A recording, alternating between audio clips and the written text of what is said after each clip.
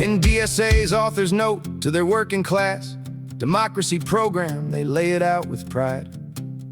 Drafted between April and June of 2026 by a committee elected through their 2025 National Convention, they cite including members of the National Political Committee, National Committee leaders, and rank-and-file voices they name, representing the political breadth of their Big Ten organization. In the process, they claim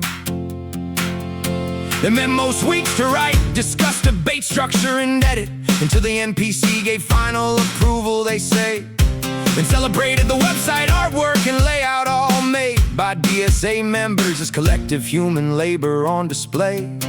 They call it democratic process when a self-selected committee writes the blueprint for a total overhaul.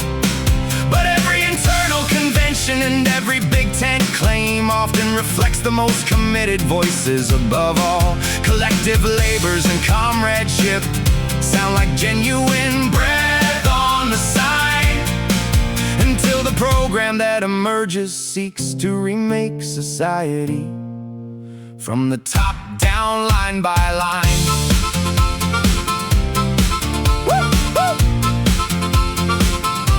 Small drafting committees have long been the standard way ideological movements turn their vision into official text, while claiming broad representation, even when the actual participants skew heavily toward the activist left.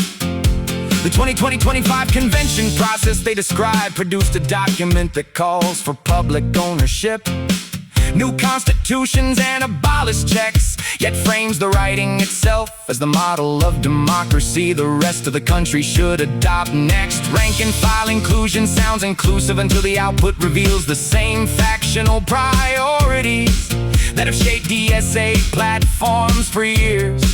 And the celebration of solidarity serves to close ranks around a program most working people never help steer. The incentive for the drafters to control the language and the structure, so the final product carries the weight of collective decision, while the cost and narrow debate and unexamined assumptions land on anyone outside the committed core who questions the mission. Both ideological sides have used conventions and committees to legitimize sweeping change. The record shows it plain, but programs that emerge from activist drafting circles and then demand society-wide adoption multiply the distance between authors and the people they claim to represent.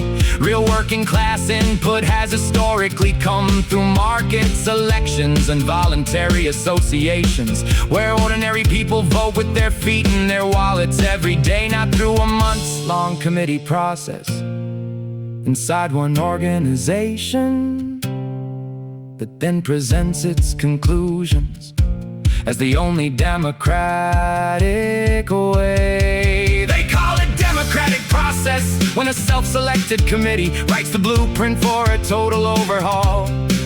But every internal convention and every Big Ten claim often reflects the most committed voices above all. Collective labors and comradeship sound like genuine breath on the sign, until the program that emerges seeks to remake society from the top down, line by line. Woo, woo. When the note is printed and the program goes out, and the same small circle declares it the voice of the working class they defend, who still calls it collective democracy?